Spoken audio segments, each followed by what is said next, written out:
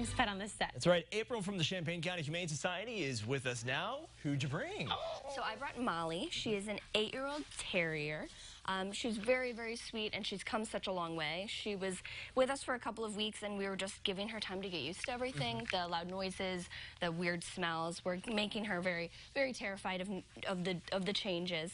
But she's done so well so far. She is good if you take things slow with her, but due to her fear of kind of new things and fast things and loud things, we do recommend a home without kids because they are all of those.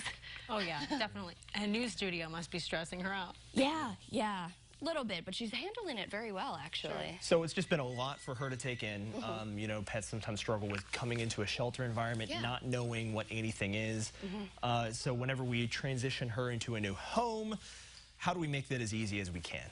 So you're going to want to start off slow. If it's a multi-person household, you're going to want each person to introduce themselves kind of on her terms. So even though, you know, we see a cute puppy and we go, oh my God, I want to love you. Coming in, sitting down and letting her approach you, letting her establish the amount of interaction that you have is a good way to make her feel secure.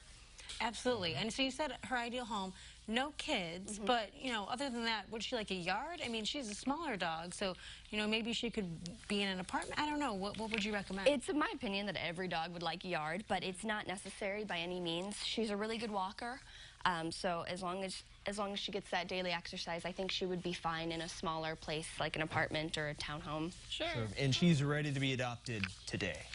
Yeah, she's on the adoption floor. She is ready for her forever family to come find her. Definitely. And when you guys are, you know, you have a process. You know, you can't just apply and get the pet. You want to make sure that it's a good fit. Yes, definitely. How does that work? We want to make sure that the fits are forever homes, and we also want to make sure that we're setting them up for success.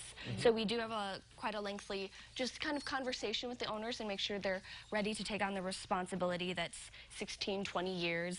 And then also we do background checks, basic background checks to make sure that there's no previous violence in the home, as well as landlord checks in case people don't know that they're not allowed to have certain animals, and veterinary checks.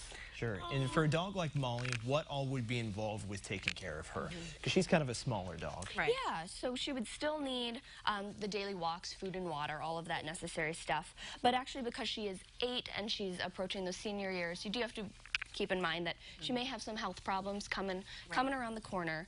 And as she is a small dog, her teeth do need more constant care. So we would recommend a dental as soon as she's adopted. Right. Gotcha. Okay, great. How does someone go about adopting her? You can come visit us at the Champaign County Humane Society on 1911 East Main Street.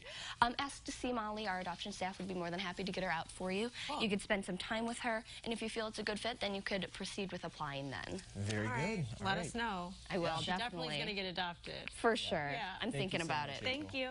Well, still to come, you guys were telling you all about a campaign that supports those of all ages. And how the U of I has an action plan to make it happen. That's coming up next.